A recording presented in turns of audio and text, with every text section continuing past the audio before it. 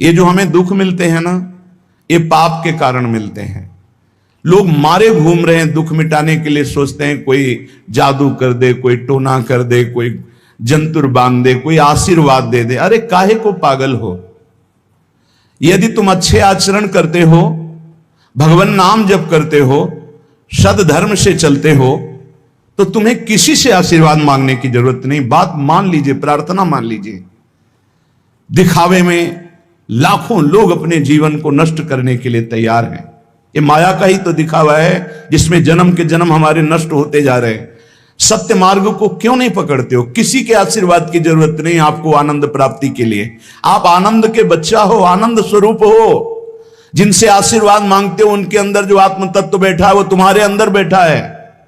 वही संपूर्ण आनंद लिए तुम्हारे अंदर बैठा है। तुम्हें किसी से गिगियाने की जरूरत नहीं।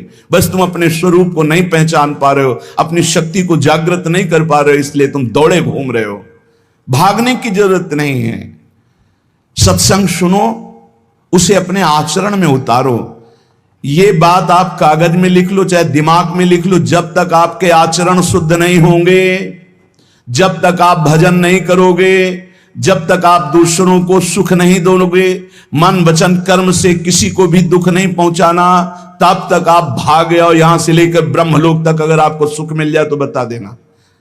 आ ब्रह्म भूनान लोकान पुनरावर्तिनो, अर्जुन, यहां सुख मिलने वाला है।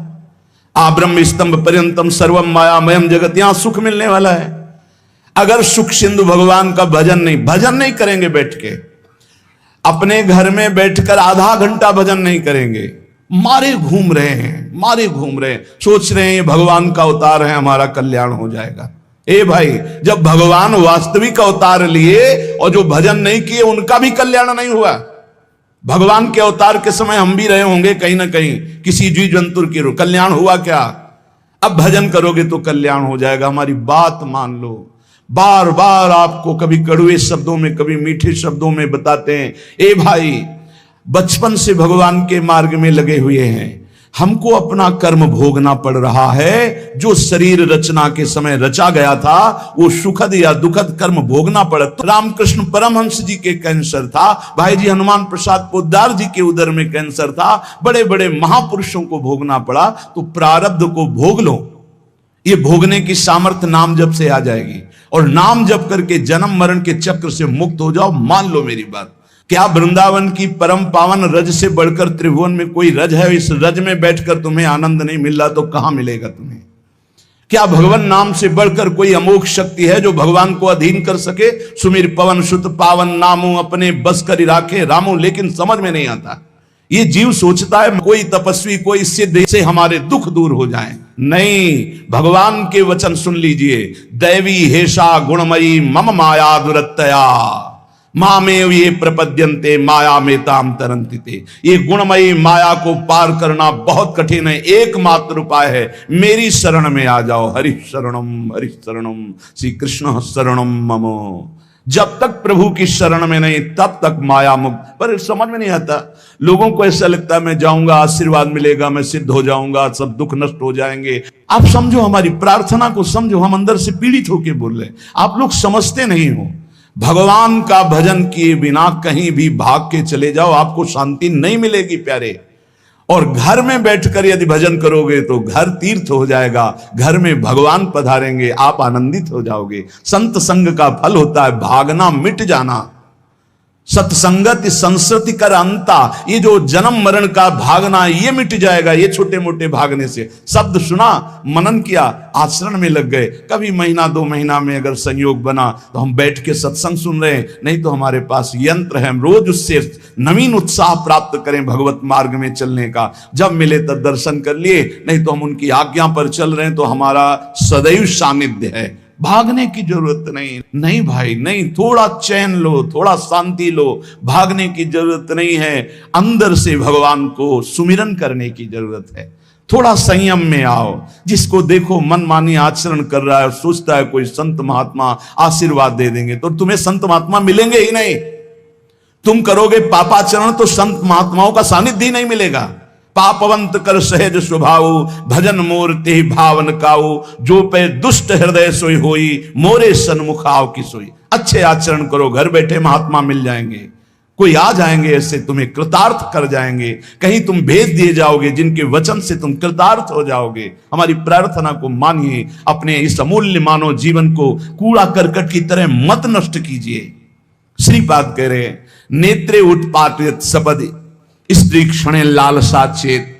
यदि ये गंदी लालसाएं उत्पन्न हो रही हैं तो थोड़ा शासन में लाओ अपनी इंद्रियों को, छूट मत दो। बहुत जीवन व्यर्थ कर दिया इन इंद्रियों ने, अब सावधान हो जाओ। तुम स्वतंत्र सिंहवत जीवन व्यतीत करने के लिए मानव जीवन प्रकट किए भगवान ने तुम्हारा। तुम इंद्रियों के गुलाम होकर, मन के गुलाम होकर, भोगों के गुलाम होकर के जीने के लिए नहीं आए हो मनुष्य देह में। देवता तरसते हैं इस मानव देह के लिए। क्यों? क्योंकि साधन धाम मोक्ष कर द्वारा, इससे साधना करके हम जीवन मुक्त महापुरुष हो सकते हैं। लेकिन नहीं, बस कोई ऐसा कुछ कर दे जिससे हमारा पति बन जाए, कोई ऐसा कर दे कि हम स्वस्थों को भोग भोगें, कोई ऐसा कर दे सारी झंझटें मिट जाएं। अरे औरों की तो बात जाने दो, भगवान जिनके घर में अवतरित हुए आप वहां दृष्टि डालिए। इतने बड़े भजनानंदी महात्मा वसुदेव और देवकी कंस कारागार में बंद किए हुए भगवान पधार रहे हैं, हथकड़ी बेड़ियों से जकड़े हुए। आप विचार कीजिए, भगवान के सिवा तुम्हें कोई बंधन मुक्त नहीं कर सकता। और सब तरंगे हैं, भगवान भगवान है, हमारी बात को समझ लो। भगवान भगवान है, भगवान के भाव में डूब करके सब भगवत स्वरूप हैं। तरंग में वायु विकार है, वायु विकार हटा तो समुद्र ही है। पर इतना भेद है कि समुद्र करोड़ों अनंत तरंगे प्रकट कर सकता है, लेकिन एक तरंग समुद्र नहीं प्रकट कर सकती। ऐसे ही जितने महापुरुष हैं, जितने सिद्ध महापुरुष हुए हैं, भक्त हो चाहे ज्ञानी हो चाहे योगी हो, वो माया विकार को नष्ट करके ब्रह्म रूप में लीन हो गए, तो ब्रह्म स्वरूप वो भी हो गए। ब्रह्मविद ब्रह्म ही भवति। लेकिन ब्रह्म तो ब्रह्म है, जिसने एक संकल्प मात्र से अनंत सृष्टि का सृजन कर दिया, उसकी समानता करने वाला त्रिभुवन में कोई नहीं है।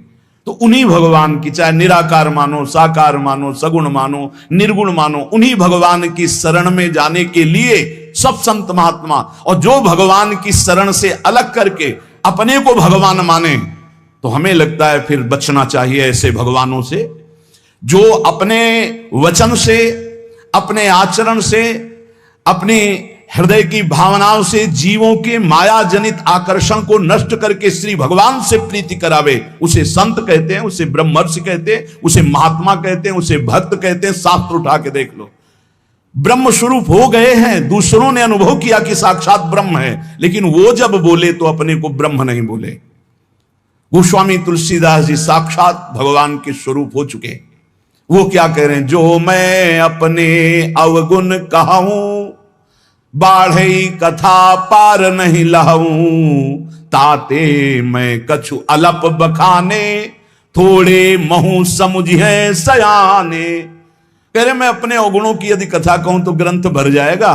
थोड़े बता दिए हैं कि मैं अवगुणी हूं, इसमें जो विवेकी जन हैं वो समझ पाएंगे मेरी बात को। क्या समझ पाएंगे? कि भगवान की शरण में जाने से जीव भगवत स्वरूप हो जाता है। गोस्वामी जी भगवत स्वरूप है, सामने भगवान बैठे हुए सबरी माता का स्तवन कर रहे हैं नवधा भक्ति के द्वारा। और सबरी जी ऐसा करें, अधम ते अधम अधम अति नारी, तिन मां मैं मति मंद अघारी। ये है महापुरुष। भगवान के चरणारविंद की नाम की लीला कथा की वृत्ति हृदय में जिनके संग से जागृत हो, वही सत्संग है। हम लोग बड़े बावरे हैं। अरे तरंग कभी समुद्र प्रकट कर सकती है? सब तरंगे हैं। वायु विकार हटा समुद्र हो गई, मुझे कोई इस पे संशय नहीं। बूंद अलग है तो बूंद है, और समुद्र में गिर गई तो समुद्र है। लेकिन बूंद समुद्र नहीं प्रकट कर सकती। ऐसी करोड़ों अनंत बूंदे समुद्र से, लहरों से ऐसे उठती रहती है। उनका नाम भगवान है, जिनसे अनंत महात्मा, अनंत ब्रह्म ऋषि, अनंत ब्रह्मांड सृजन, उन भगवान की शरण में जाने से इस माया से मुक्ति होती है। साहब समझ नहीं पा रहे। अरे जिनका नाम जप कर, जिनका चिंतन करके, जिनके आश्रय से जीव ब्रह्ममय हो जाता है, भगवत स्वरूप हो जाता है, वही तुम्हें करना है। यही सत्संग से प्राप्त होता है। अगर यह ना प्राप्त हो तो सत्संग नहीं है, वो कहीं ना कहीं घुमा करके हमको भटकाया जा रहा है। भगवान भगवान है, वही सबके हृदय में है। जो हृदयस्थ भगवान में तन्मय हो गया, उसमें और भगवान में अंतर नहीं। बिल्कुल मुझे संशय नहीं, पर भगवान भगवान हैं, इतना समझना पड़ेगा। उनके स्थान में कोई नहीं है, उनके समान कोई नहीं है, फिर उनसे बड़ा कौन हो सकता है। ये भोले भाले जीव समझते नहीं, भागे घूम रहे हैं। उन्हीं भगवान का नाम जप करो, चीख चीख के कहते हर प्रश्न का उत्तर नाम है। अगर नाम जप करके देखो तो प्रश्न ही नहीं रह जाएगा, सब समाधान हो जाएंगे। और भागे घूमे तो कभी प्रश्न की कभी शांति नहीं होगी, संशय पर संशय उठता चला जाएगा। श्रीपाद कह रहे हैं, यदि हमारी इंद्रियां कुमार्गगामी हो रही तो हमें शासन में लेना चाहिए। शासन में नहीं लोगे तो शासन तुम्हें शासन में ले लेगा। दो शासन है, एक है राष्ट्रीय शासन, एक है भागवतिक शासन। भागवतिक शासन जब लेगा तो फिर कोई बचा नहीं सकता, इसलिए अभी अवसर है, निकल चलो, निकल चलो। भागने की कहीं जरूरत नहीं, किसी से आशीर्वाद नहीं मिलेगा। कब होगा? हम कह रहे राधा राधा जपो, अगर कल्याण ना हो जाए तो हमें बता देना। भगवान अर्जुन से क्या कह रहे हैं? सामने अर्जुन जी खड़े हैं, कह रहे हैं तुम मुझे तभी अनुभव कर पाओगे जब अनन्य चेता सततम यो माम स्मृति नित्य सा तस्याम सुलभा पार्थ। सामने खड़े हो, कह रहे सुलभ नहीं हूं मैं, सुलभ उनके लिए हूं जो मेरा अनन्य भजन करते हैं, अनन्य चिंतन कर। पकड़ ही नहीं पा रहे, लाख सत्संग सुन रहे, पकड़ ही नहीं पा रहे। बिल्कुल नहीं, ऐसे नहीं हो। थोड़ा विवेकवान हो, मनुष्य जीवन मिला है। ऐसा नहीं कि कोई तुम्हें प्रलोभन दे दे तो हम तुम्हारे रोग नष्ट कर देंगे, हम तुम्हें सिद्ध कर देंगे, हम तुम्हें धनी बना देंगे। हम कहते हैं कि हो सकता है 1000 जाते हैं उनमें से 100 लोग ठीक हो गए हों। कैसे?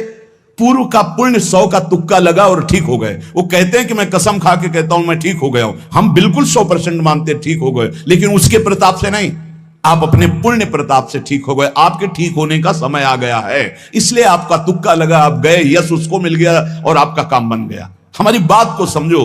अपने लोग बहुत शास्त्र सम्मत, बहुत उसको सुलझ कर भगवत मार्ग को चल करके आपको बोल रहे हैं।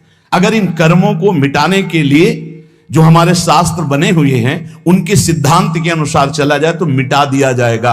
लेकिन जब मिटाने की सामर्थ्य आती है तब लगता है अब इसको रख के क्या करेंगे, हमारे को तो प्रभु के पास जाना है, हमें तो दिव्य भाव देह प्राप्त है, हमें अपने स्वामी, अब इस शरीर का क्या करेंगे। तो जैसे सांप अपनी केचुल से संबंध नहीं रखता, ऐसे महापुरुष अपने शरीर से संबंध नहीं रखते। आप हमारी बात को समझ नहीं पा रहे, भटकते घूम रहे हैं, मारे घूम रहे हैं, क्लेश, अशांति, नाना प्रकार के दुख। अरे भाई, भगवान की शरणागति प्रतिपल परमानंद प्रदान करती है। क्यों नहीं शरण में हो जाते? क्या तुम्हारा पांच भौतिक देह नहीं? क्या हमारा पांच भौतिक देह नहीं? क्या तुम भगवान के अंश नहीं? क्या हम भगवान के अंश नहीं? अंतर क्या है? तुम संसार का चिंतन करते हो, भगवान का चिंतन करते हैं, तो क्या तुम भगवान का चिंतन करके नहीं बन सकते महापुरुष? क्या तुम स्वयं ऐसी शक्तियों को जागृत नहीं कर सकते? तुम सो रहे हो, जागो, भागने की जरूरत नहीं। ये जो गलत इंद्रियां जा रही हैं, इन इंद्रियों को रोकिए, भगवान की तरफ लगाइए। नहीं लगाओगे तो कहीं भाग के चले जाओ, धोखा ही मिलेगा, तुम्हें शांति नहीं मिल सकती, तुम्हें विश्राम नहीं मिल सकता, तुम सुखी नहीं हो सकते। इन बातों को लिख लो और पूरे विश्व में घूम के चले आओ, चाहे जहां चले जाओ, कुछ नहीं होने वाला। मारे मारे केवल घूमते रहो, समय बर्बाद करते रहो। वही समय एकांत में बैठकर राम कृष्ण हरि बोलो, राधा बोलो, अभी आनंद आ जाएगा।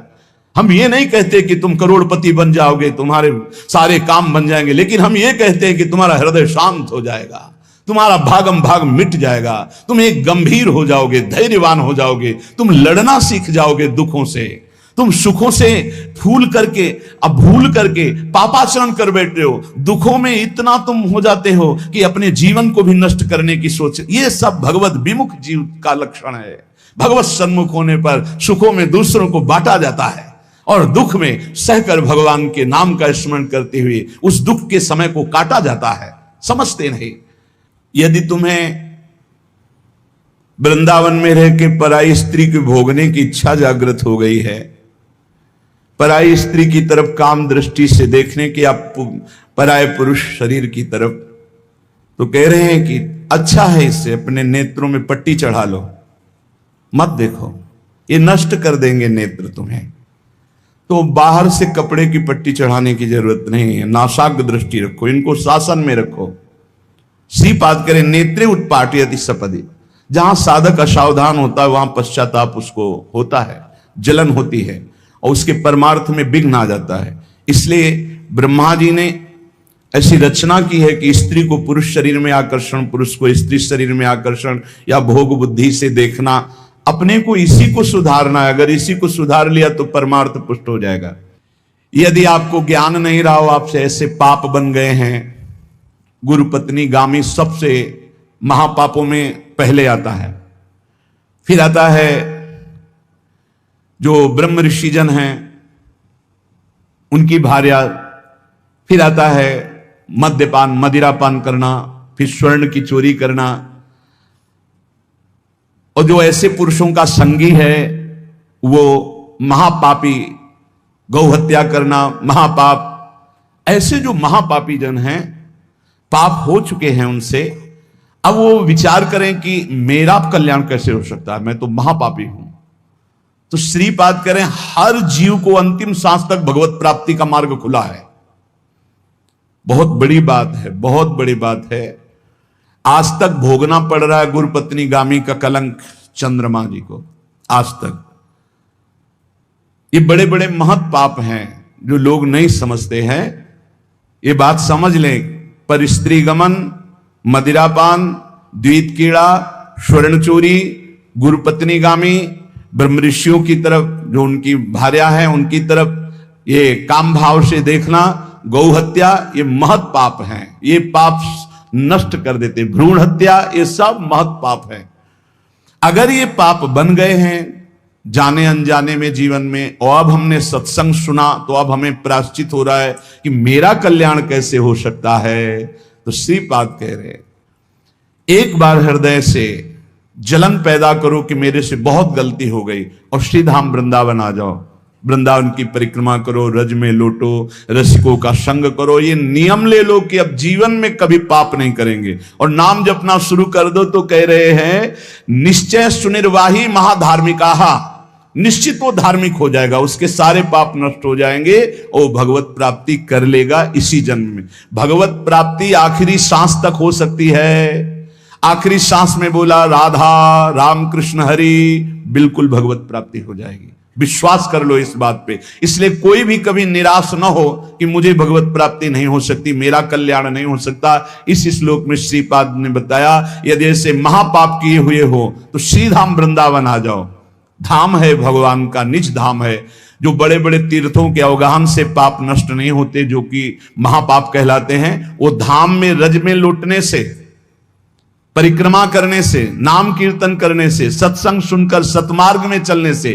कह रहे हैं, निश्चय सुनिर्वाही महाधार्मिका, निश्चय उसके सारे पाप नष्ट हो जाएंगे, और वो धार्मिक ही नहीं महाधार्मिक हो जाएगा।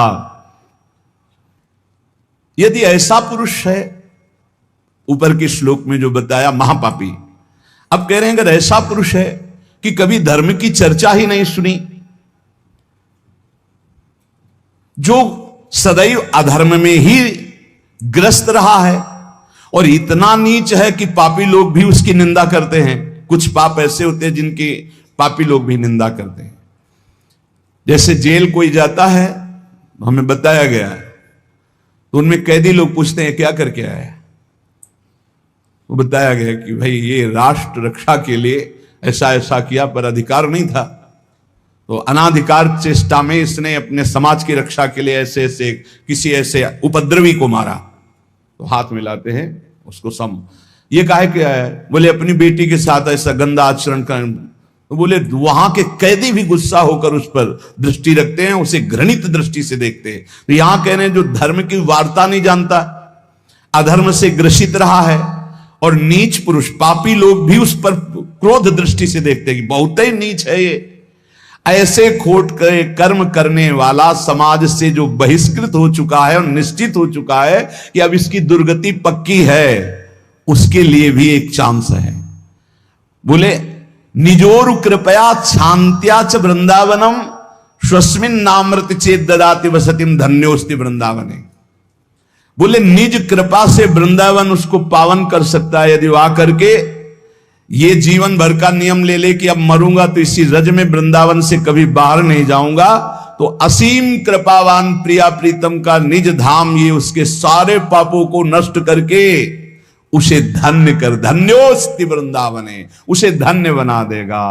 पहले में महापापों का वर्णन किया, दूसरे में नीच आचरण करने वाला अधर्मी जो सबसे ज्यादा तिरस्कृत है, वो भी अगर श्रीधाम वृंदावन में आमरण वास स्वीकार कर ले कि अब वृंदावन, वैसे तो मैं बहुत पापी नीच हूं पर अब वृंदावन को नहीं छोड़ सकता, आजीवन वृंदावन वास करूंगा चाहे जितना कष्ट मिले, तो श्रीपाद कह रहे हैं चेत ददाति वसतिम धन्योस्ति वृंदावने। वो वृंदावन वास स्वीकार करने के कारण वृंदावन की कृपा से निष्पाप होकर धन्योस्ति, धन्य हो जाएगा, अर्थात उसको भी भगवत प्राप्ति हो जाएगी। देखो जब आनंद मिलेगा तब मन पंगु हो जाएगा। जैसे भौरे में बहुत बड़ी ताकत है कि चाहे जितना मजबूत काठ हो वो बड़े मौज से खेलते खेलते उसमें छेद कर देगा। जब कमल की पराग वृत्ति में वो पहुंचता है तो थोड़ा सा भी पराग को धक्का न लगे, शांत होकर बैठ जाता है, चाहे जीवन खोना पड़े वो कमल की पंखुड़ी को नहीं काटता। ऐसे उदाहरण दे रहे, ऐसे ही तुम्हारा मन तब तक उद्दंडता करता रहेगा जब तक भगवत सुख नहीं मिलेगा, और जिस दिन इसे आनंद मिला भगवत आनंद, ये बैठ जाएगा, इसका अस्तित्व खत्म हो जाएगा, ये बैठ जाए। निज सुख बिन मन होई कि थीरा, बिना आत्मानंद का अनुभव मिले मन स्थिर नहीं होगा, शांत नहीं होगा, विश्राम नहीं पाएगा। भौरे का दृष्टांत देकर के मन को समझा रहे कि मन भौरा है, भटक रहा है विविध भोगों में, बड़ा मजबूत है, बलशाली है, लेकिन ये तभी निर्बल बनेगा जैसे भौरा कमल में आ जाता है तो वहां अपना बल खो देता है। ऐसे ही श्री हरि चरणारविंद, हरि नाम, भगवत आश्रय, भगवत भक्ति, इसी में मन आनंद को प्राप्त होगा। तो आपको कहीं भागने की जरूरत नहीं। आपने सुना कि जंगल में भागने से क्या होगा, जल पीने से क्या होगा, फलाहार रहने से क्या, शांति से अपने घर को ठाकुर जी का मंदिर मान लो, खूब नाम कीर्तन करो, भगवत चर्चा करो, भगवान का सुमिरन करते हुए जीवन व्यतीत करो, इधर भी सुखी परलोक में भी सुखी। किसी से आशीर्वाद मांगने की जरूरत नहीं, दौड़ने भागने की जरूरत नहीं, हाहाकार मचाने की जरूरत। ये बहुत आनंद का जीवन है मानो दे, बस सुलझ जाओ, शांत हो जाओ, जहां तुम हो वहीं सब ठीक है। जो मिल जाए, रूखा सूखा फल है, अन्न है, जल है, जो मिल जाए, प्राण पोषण करो, भगवान का चिंतन करो, सद आचरण करो, बड़ा आनंदमय जीवन होगा। लेकिन आनंद से जीने के लिए असद आचरण करते हो, पापाचरण करते हो, आनंद की खोज में। कहां पापाचरण में आनंद है? इसलिए सद आचरण में आ जाओ, भगवद आश्रित हो जाओ, खूब नाम जप करो। भगवान मंगल भवन है, इस गेम से निकाल देंगे। बहुत बड़ा एक गेम है, बहुत बड़ा गेम है। जीतते जीतते हार जाओ, हारते हारते जीत जाओ। तो हम तो जीत गए। नागरी दास ही जन्म जितायो, बलिहारी बलिहारी हमारी सबही बात सुधारी। कृपा करी श्री कुंज बिहारी, और श्री कुंज बिहारी हमारी सबही बात सुधारी। राखो अपने वृंदावन में, बस खास बात बल गई। नहीं, आप क्या समझते हो? हाहाकार मचा हुआ, तांडव मचा हुआ माया का। ये तो धाम है, इसके प्रभाव से आप बिल्कुल शांत आनंदमय हो। धूल भरी आंधी दूर से निकल रही। नहीं तो आप संसार में देखो, सतोगुण, रजोगुण, तमोगुण, 3 गुण है। सतोगुण तो कहीं कहीं नहीं, रजो और तमो की तांडव वृत्ति मची हुई है। जहां कहीं भगवत चर्चा, भगवत नाम कीर्तन, भगवत गुण, बहुत विक्षेप माया डालती है। इसलिए खूब नाम जप करो, इसी जन्म में भगवत प्राप्ति कर लो, दोबारा इस कलयुग में जन्म ना हो। पक्का ऐसा भजन करो कि आगे अब देखते जाओ। अरे भाई, बड़ा आश्चर्यमय समय, बड़ा आश्चर्यमय समय है। अभी तो कुछ है नहीं, अभी तो बबुआ है कलयुग, घुटने के बल चल रहा है। थोड़ा खड़ा होने दो, फिर ताल ठोकने दो। 4,32,000, अभी तो 32,000 नहीं पूरे हुए, थोड़ा लाख 1.5 लाख पूरे होने दो, फिर इसका है, उसका अपना राज्य है। इसलिए कलयुग के दोषों से बचने के लिए, माया के प्रभाव से मुक्त होने के लिए, समस्त दुखों का नाश करने के लिए समर्थ है भगवान नाम। खूब नाम जप करो, नाम कीर्तन करो, भगवत चर्चा करो, इसके सिवा कोई उपाय नहीं है। जहां और कुछ उपाय बताया जाए तो भटकाव है। हमारी प्रार्थना मान लीजिए, निस्वार्थ बात आपसे कह रहे हैं, आपके मंगल के लिए कह रहे हैं, शास्त्र सम्मत कह रहे हैं। पहले से भगवान व्यासदेव जी ने लिख दिया है, कृतयुगे ध्यायते विष्णु, त्रेतायाम यजते मखई, द्वापरै परिचर्यायाम, कलौ तद्धरि कीर्तनात्, कलौ नास्तेव नास्तेव गतिरन्यथा। कलयुग में कोई और गति और गति और गति नहीं है। हरे नाम हरे नाम आयु केवलम, केवल हरि का नाम, केवल भगवान नाम है। इसलिए खूब नाम कीर्तन, नाम जप, भगवत चर्चा, जीवन सार्थक। शेष चर्चा आगे। श्री राधा वल्लभ लाल की सेवा भगवान की जिसने पधराली, प्रियाजू की पधराली सेवा कर रहा है, आप समझो श्री जी के निकुंज में हो, संशय मत करना। सीधे आपको श्री जी अपनी सेवा में लेंगे यदि सेवा विराजमान। देखो साधना का फल होता है, सेवा का फल नहीं होता। सेवा का सीधा फल होता है स्वामी के समीप नित्य सेवा में पहुंच जाना। आज तक हमें कहीं ऐसा प्रमाण नहीं मिला कि श्री जी की सेवा करने वाले की गति में अंतर हुआ हो। कहीं भी ऐसा। साधना से भ्रष्ट होते तो देखा गया, लेकिन श्री जी की परिचर्या करने वाला श्री जी को प्राप्त नहीं हुआ, ऐसा हमें अभी तक प्रमाण नहीं मिला। ये श्री राधा मोहन जी के आराध्य देव थे, आस्करन जी के, और ये सेवा में मगन रहते। देखो जब आप ठाकुर सेवा, जैसे आपको कि अब हम सेवा में रहेंगे तो हमारा काम कौन करेगा, तो पूरी सृष्टि तुम्हारे काम से चल रही है, तुम्हारे चलाए चल रही। अरे कुछ समय, घड़ी दो घड़ी तुम ऐसी निकालो जिससे एकांत चित्त से आनंद पूर्वक अपने लाडले ठाकुर को दुलार कर सको। उनको श्रृंगार करो, भोग लगाओ, आरती करो, 4 परिक्रमा करो, साष्टांग दंडवत करो। जीवन का परम लाभ है ये। पर नहीं, आप खाएंगे हलवा, गरम गरम पकौड़ी, चाय, और ठाकुर जी के सामने वो सफेद वाले दाना नहीं आते, चिरौरी रख दो अरे भाई तुम क्या कर रहे हो, चोरी कर रहे हो तुम। घर में ठाकुर विराजमान, घर के मालिक विराजमान है। हमें जल्दी ऑफिस जाना है, गरम गरम परेठा, ये वो सब, और ठाकुर जी के सामने। हम तो देखते हैं जैसे कोई ठाकुर जी के दर्शन कराने के लिए लाता है तो 4 टाफी, वो भी प्लास्टिक से लिपटी हुई। मतलब देख केवल ले, खा भी नहीं सकते हो क्योंकि प्लास्टिक लगी हुई, ऊपर कवर एकदम ऐसे रखे हुए हैं। वो बोले हमारे लड्डू गोपाल हैं। जब गोपाल हैं तो टॉफी खोल पाएंगे क्या? अगर आपको टॉफी पवाली है तो आप खोल करके सुंदर एक कटोरी में रख करके थे, ऐसे 4 दाने चिरौरी रख दिए, कटे हुए मिश्री के टुकड़े रख दिए।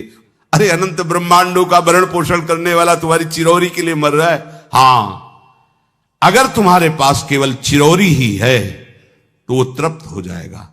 तुम खाओ हलवा, उसको रखो चिरौरी, तुम पहनो एक से एक बढ़िया कपड़ा, और ठाकुर जी के लिए अलग कपड़ा होता है दुकानों में, वो ठाकुर जी के लिए लेना है।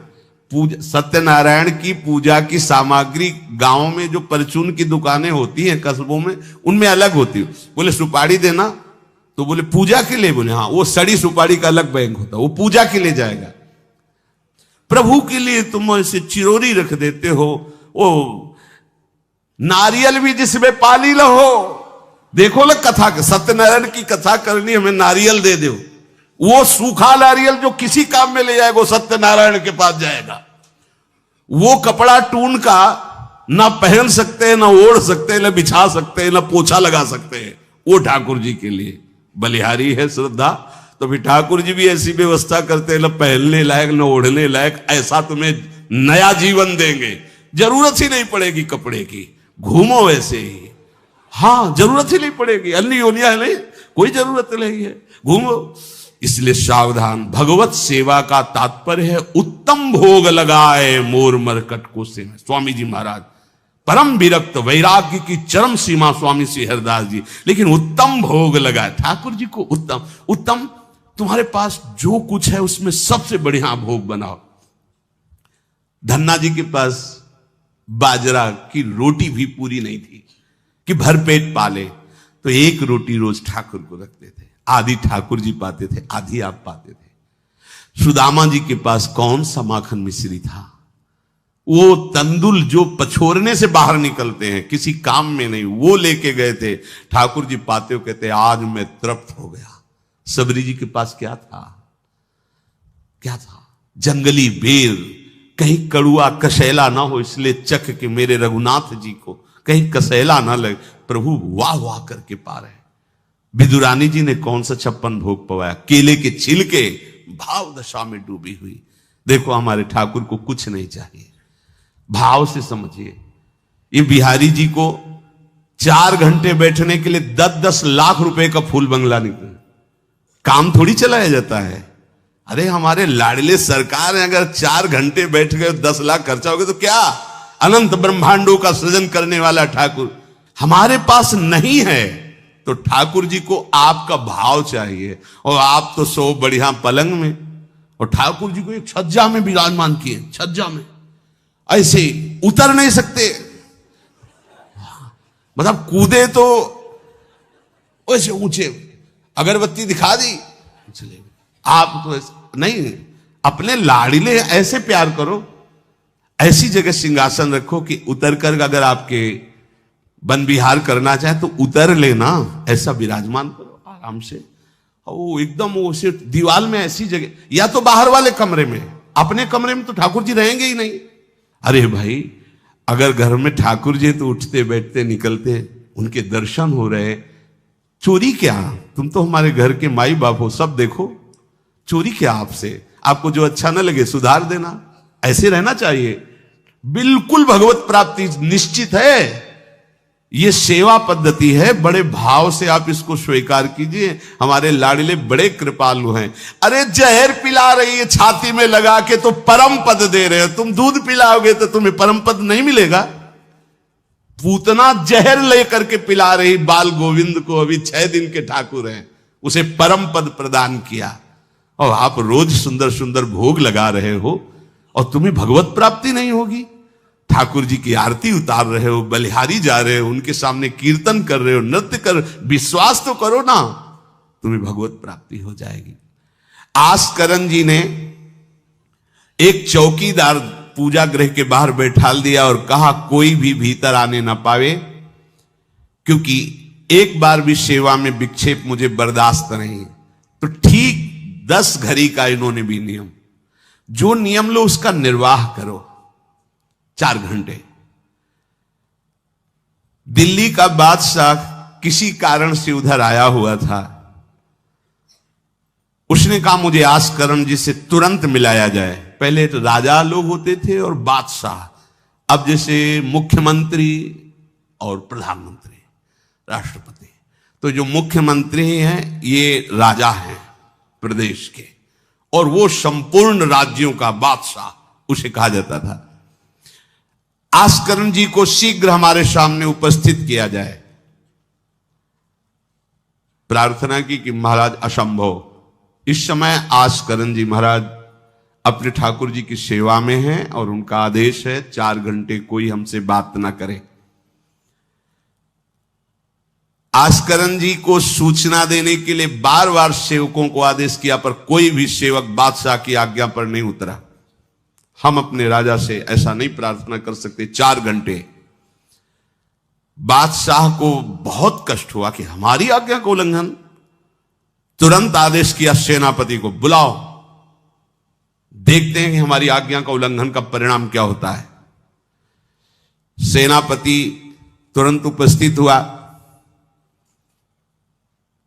इस नगर के सबको दंड दिया जाए और बंदी बनाकर आस्करण को हमारे सामने लाया जाए, क्योंकि बादशाह है। अब अहम तो विराजमान है ही है, कोई परमहंस थोड़ी है कि अहंकार लीन हो गया है। बताया गया कि ठाकुर सेवा में, भगवत आराधना में 4 घंटे उनके पास कोई सूचना नहीं पहुंचाएगा। बादशाह की आज्ञा का उल्लंघन करने के कारण सब सैनिक जितने थे दब रहे थे। महाराज की तो आज्ञा है कि सूचना न दो, पर यहां तो सब गड़बड़ हो रहा है। बादशाह ही नाराज हो गया। बड़ी घबराहट पूरे नगर में फैल गई और पूरे सैनिकों में फैल गई। ये नरवरगढ़ ग्वालियर से दक्षिण में है। आस्करण जी ना शिकार खेलते थे, ना किसी को दंड देते थे, बस केवल भगवत सेवा, नाम जप, नाम कीर्तन। पूरे नगर को सब सुविधा, सबके घर में ठाकुर सेवा, सबके यहां नाम कीर्तन सुनाई देना चाहिए। जिसको जो जरूरत हो राज दरबार से ले जाए। किसी को लग सकता है अगर ऐसे बढ़ता रहेगा तो राज खजाना खत्म हो जाएगा। नहीं, अज्ञान से तुम सोचते हो। एक बार पूज्य पादुड़िया बाबा के यहां 500 लोगों का भोजन बना। अब वहां उत्सव में 5000 से भी अधिक लोग आ गए, तो जो सेवक जन थे, भंडारी थे, भाग के आए, बाबा अब तो बहुत ही हानि हो जाएगी, क्योंकि सब लोग आ गए, 5,000 के लगभग लोग हैं और 500 का ही भोजन बना है। बाबा जी ने कहा घबराने की जरूरत नहीं, गए अपना ऊपर का चला ऐसे डाल दिया जो रसोई बनी हुई थी, बोले इसे खोलना नहीं, बस बांटते जाओ। सब पा चुके, जितना बना था ना वो भगवत प्रताप। हरिराम व्यास जी की बेटी का ब्याह, रात्रि में बारातियों के स्वागत के लिए एक से एक सुंदर पकवान बने हुए थे, क्योंकि जिनके चेला मधुकर शाह राजा थे उनके पास कमी क्या, सब सुविधाएं। हरिराम व्यास जी ने सोचा ये संसारी आदमी इतने सुंदर सुंदर पकवान पाएंगे, ये तो ठीक नहीं है। वृंदावन के संत जन लेंगे तो अपने ठाकुर का भोग लगाएंगे, पाएंगे, कीर्तन करेंगे। कोतवाल को बुलाया वृंदावन के और कहा सब वैष्णव जनों को कह दो कि तुरंत आ जाओ, रमनिया ले जाओ। देखो कैसी भावना है, बेटी का ब्याह है, बोले संसारी आदमी बाराती क्यों पाएंगे। अब हो तो कह दे अरे इज्जत चली जाएगी, बाबा जी को खवाने से क्या इज्जत है, बारातियों को खवाएंगे तो इज्जत बनेगी। ये किसकी, देहाभिमानियों की।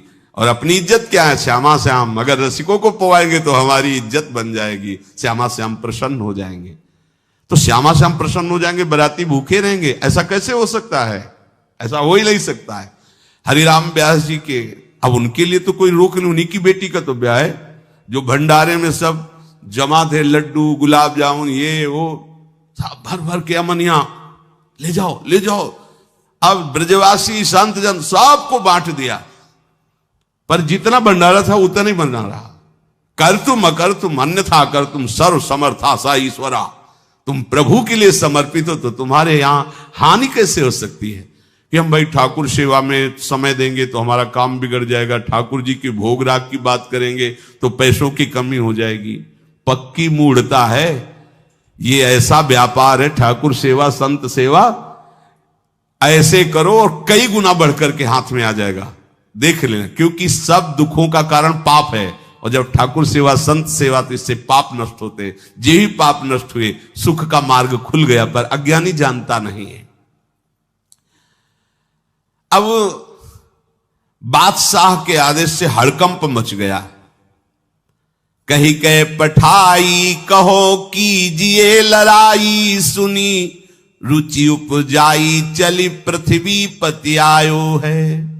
पर्यो सोच भारी तब बातियों विचारी कही, आप एक जावो गयो अचरज पाई है। सेवा करी सिद्धि साष्टांग होई के भूमि परे, देखी बड़ी बेर पांव खड्ग लगायो है। कट गई एड़िए पे टेढ़ी हूं न भौं करी, करी नित नेम रीति धीरज दिखाई है। बादशाह ने कहा आखिरी हुक्म है, आस्करण को हाजिर किया जाने, संपूर्ण सेना से विध्वंस मचा देंगे, नरवर गण को पूरा नष्ट कर देंगे। जो प्रधान सेना नायक था वो हाथ जोड़ करके बादशाह से बोला कि आप समझो, हम आपके सेवक हैं, आपसे लड़ कैसे सकते हैं, आप बादशाह हो, पर मेरी प्रार्थना है आप अकेले जाकर के देख लीजिए, आस्करण जी सेवा में है, अकेले जाकर बात कर। हम सूचना नहीं दे सकते पर आपको रोक नहीं सकते, आप जाकर के बात कर लीजिए। बादशाह को लगा कि बात तो सही कि हमारे ही अनुकूल है, ये कोई वैरी तो है नहीं, चलो कोई अंगरक्षक नहीं। और स्वयं अंदर जाकर के देखा तो सारी सेवा हो चुकी थी, ठाकुर जी की साष्टांग दंडवत कर रहे थे। सत्संग में भी कहा है कि आप लोगों का जैसे शरीर स्वस्थ है तो साष्टांग दंडवत का नियम लेना चाहिए अपनी ठाकुर सेवा करके। 5, 7, 11, 21, 51, 108 अपने ठाकुर जी 4 परिक्रमा की, कहीं से भी 108 दंडवत। एकोपि कृष्ण कृता प्रणामो दशाश्वमेधा व्रतेन तुल्यः, दशाश्वमेधी पुनरेपि जन्म कृष्ण प्रणामी न पुनर्भवाए। ये भीष्म जी बोल रहे हैं, एक बार हमारे श्री कृष्ण को कोई साष्टांग दंडवत कर दे, 10 अश्वमेध यज्ञ का फल और घृत स्नान का उसे प्राप्त होता है। पर 10 ये अश्वमेध यज्ञ करने वाला पुनर्जन्म को प्राप्त होता है, पर एक बार श्री कृष्ण को साष्टांग प्रणाम करने वाला पुनर्जन्म को प्राप्त। दशाश्वमेधि पुनरेपि जन्म कृष्ण प्रणामी न पुनर्भवाए। अपने पास तो भगवत प्राप्ति के लिए बहुत से अस्त्र हैं, केवल नियम पूर्वक प्रयोग करो, माया का प्रवाह बंद हो जाएगा। ठाकुर सेवा के बाद करना चाहिए साष्टांग दंडवत। हमने महापुरुषों को देखा है, गुरुजनों को देखा है। अब शरीर उस लायक नहीं तो भाव से कर लीजिए। अगर शरीर स्वस्थ है और आप करने लायक हैं तो जरूर, जैसे माताएं बहनें सखियां हैं तो पंचांग, एक पंचांग दंडवत की, खड़े हो गए, हाथ जोड़ा, मंत्र अंदर स्मरण किया, फिर पंचांग 5, 7, 11, 21, 51 ऐसा करना चाहिए। आस्करण जी भगवत सेवा करके साष्टांग दंडवत कर रहे थे नियम पूर्वक। अब ये तो पता चल गया कि कोई आया है, पर ना नजर दी, ना बात की, ना रुके, उठे साष्टांग दंडवत, फिर उठे, फिर साष्टांग दंडवत। बादशाह खड़ा देखता रहा, ये तो ना हमारी तरफ देख रहे हैं ना बोल रहे हैं। बहुत देर हो गई, चुपचाप। पद का अभिमान होता है।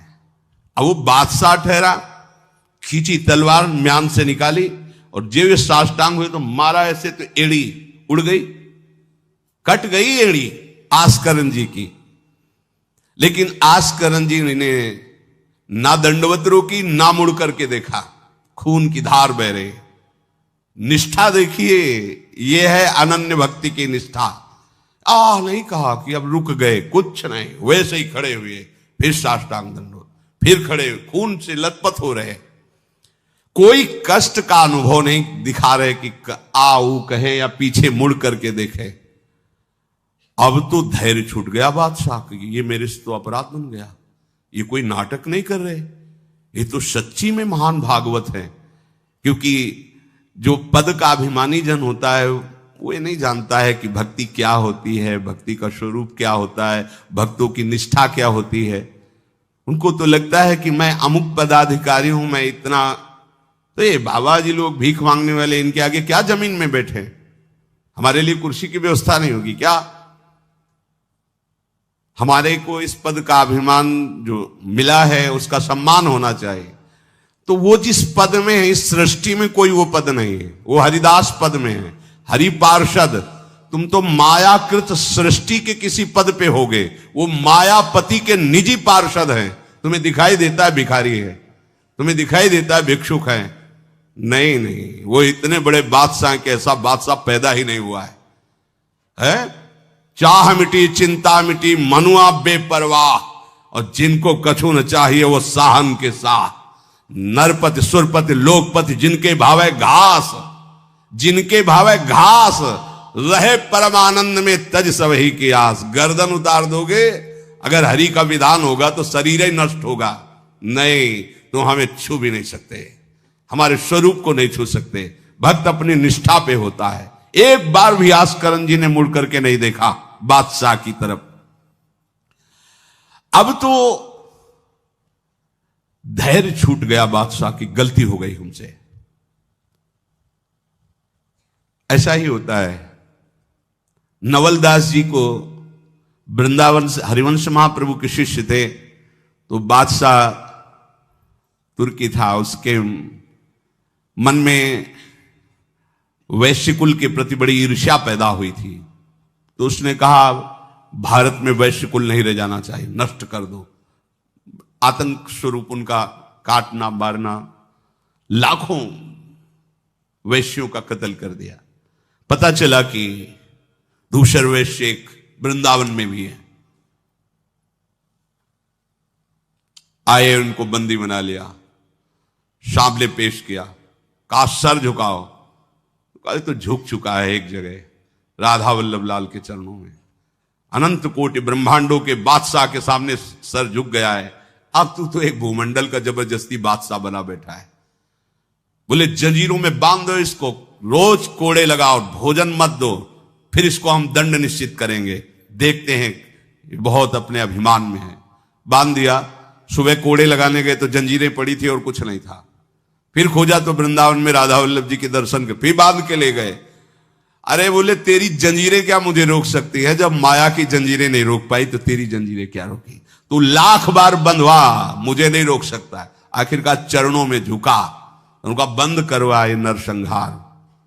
तेरे इस नरसंहार से कुछ नहीं होने वाला, तू शांति से रह, ये ऐसे उपद्रव करना बंद कर। तो ये जो पदाभिमानी जन है, एक अभिमान में न जाने कैसे कैसे बड़े अपराध हो जाते हैं, भक्तों को नहीं जानते हैं।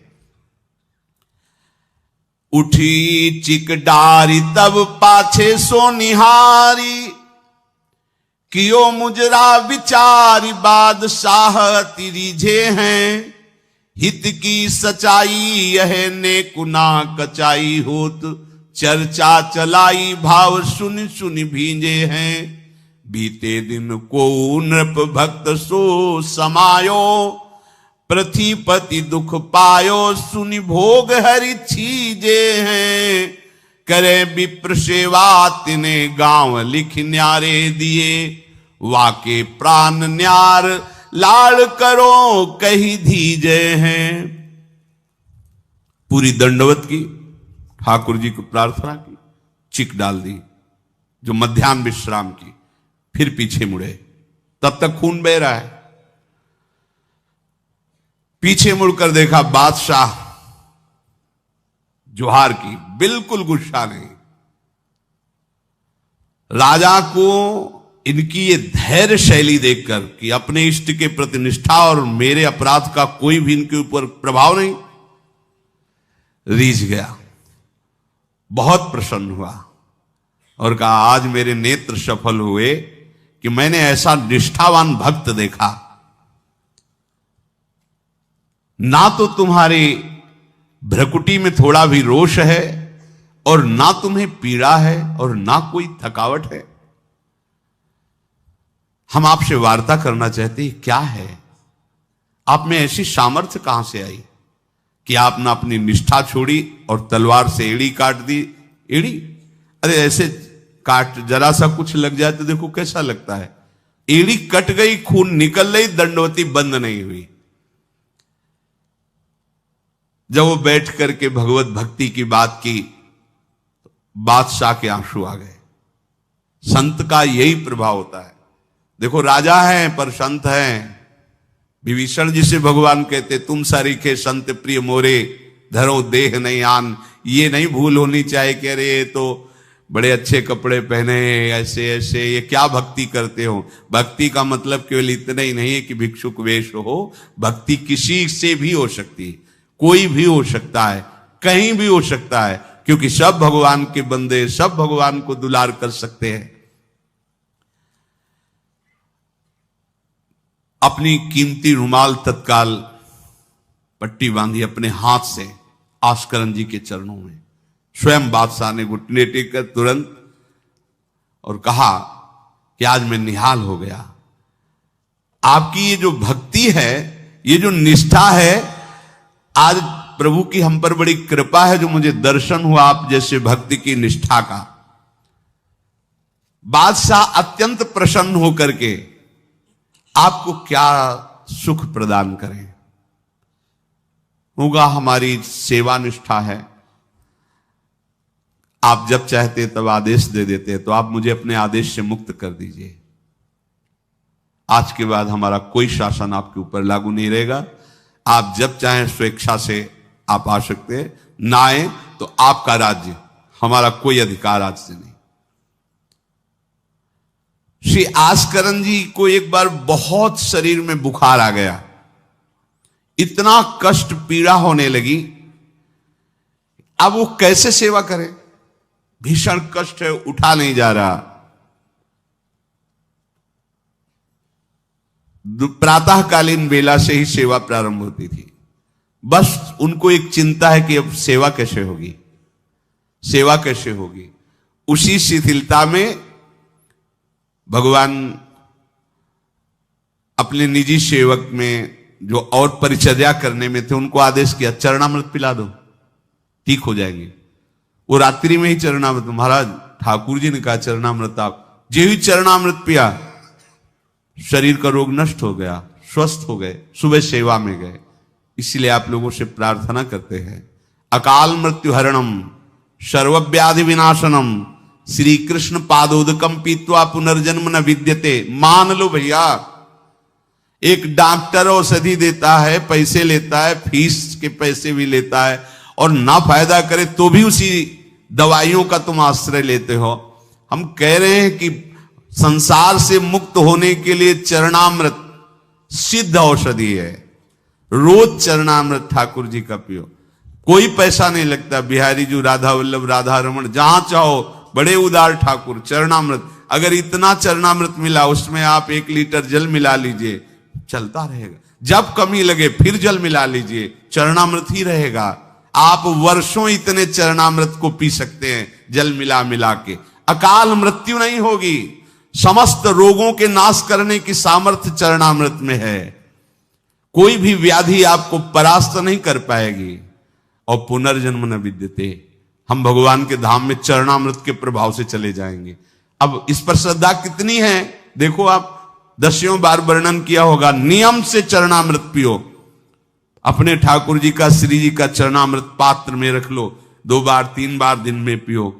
चरणामृत आपको अकाल मृत्यु हरणम सर्वव्याधि विनाशनम श्री कृष्ण पादोदकम पीत्वा पुनर्जन्म न विद्यते।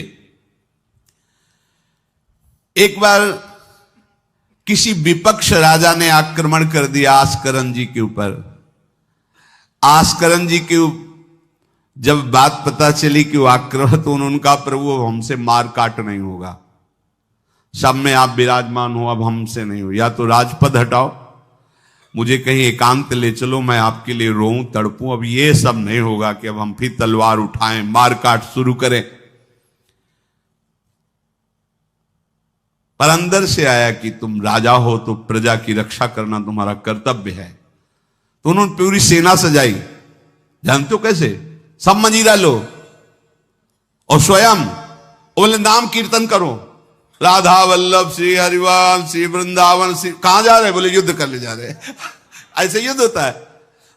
प्रभु से कहा हमसे मारकाट होने वाली नहीं, जब हमारा कर्तव्य ही तो हम ये कर्तव्य कर रहे हैं। राधा वल्लभ श्री हरिवंश, राधा नाम कीर्तन। तुरंत आकाश में मेघ छा गए और इतने बड़े बड़े ओले शत्रु पक्ष में और हल्की फुहारें इधर के पक्ष में। जहां नाम कीर्तन, हवा चल रही, हल्की हल्की नन्ही नन्ही फुइयां बरस रही और कीर्तन में हाल, और उधर इतने इतने बड़े ओले, सब भाग गए। अस्त्र शस्त्र की आवश्यकता नहीं हुई।